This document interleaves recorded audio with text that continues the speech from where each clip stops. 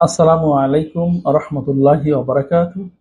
সুপ্রিয় দর্শক শ্রোতা, আমি doctor S M Rabiul Alam আপনাদের মাঝে উপস্থিত হয়েছি খুবই গুরুত্বপূর্ণ একটি সমস্যা নখকুনি বা ইনগ্রোন টোনেলস নিয়ে সংক্ষেপে কিছু বলার জন্য।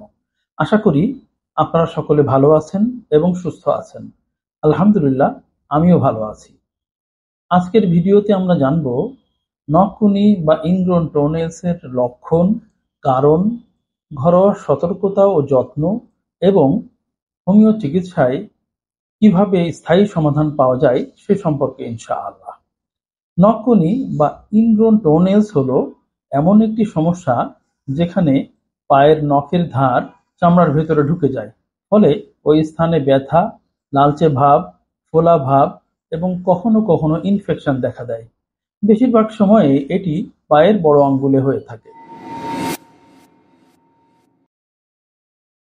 এর কিছু সাধারণ লক্ষণ হলো নখের পাশে ব্যথা বা চাপ অনুভব করা, ফোলা ও লাল হয়ে যাওয়া, মাঝে মাঝে পুজ বা ইনফেকশন হওয়া, জুতা পরলে ব্যথা বৃদ্ধি পাওয়া। কারণগুলো হলো নখ গোল করে কেটে ফেলা, টাইট বা আঁটসাঁট জুতা পরা, আঘাত পাওয়া বা নখে চাপ লাগা, অনিয়মিত নখ কাটা, আবার কিছু ক্ষেত্রে বংশগত কারণেও হতে পারে। ঘরোয়া সতর্কতা ও যত্ন। নখকুনি হলে প্রথমেই আতঙ্কিত না হয়ে ঘরে কিছু যত্ন নেওয়া যেতে পারে। গরম পানিতে 10 থেকে 15 মিনিট পা ডুবিয়ে রাখুন দিনে 2-3 বার। পা সবসময় পরিষ্কার ও শুকনো রাখুন। টাইট জুতা বা মোজা পরা থেকে বিরত থাকুন। নখ সবসময় সোজা করে কাটুন, তবে খুব ছোট করে কাটবেন না। ইনফেকশন বা পুজ হলে দ্রুত চিকিৎসকের শরণাপন্ন হন। হোমিওপ্যাথি চিকিৎসা। হোমিওপ্যাথিক চিকিৎসায় নখকুনি খুব কার্যকরভাবে নিয়ন্ত্রণ করা সম্ভব।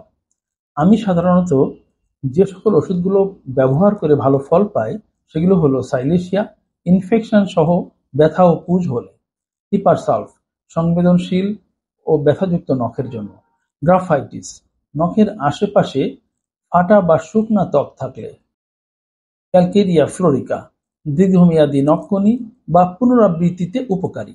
তবে মনে রাখতে হবে, ওষুধ বেছে নিতে রোগীর শরীর, মানসিক অবস্থা ও জীবনযাপন প্রণালী অনুযায়ী সিদ্ধান্ত নিতে হয়।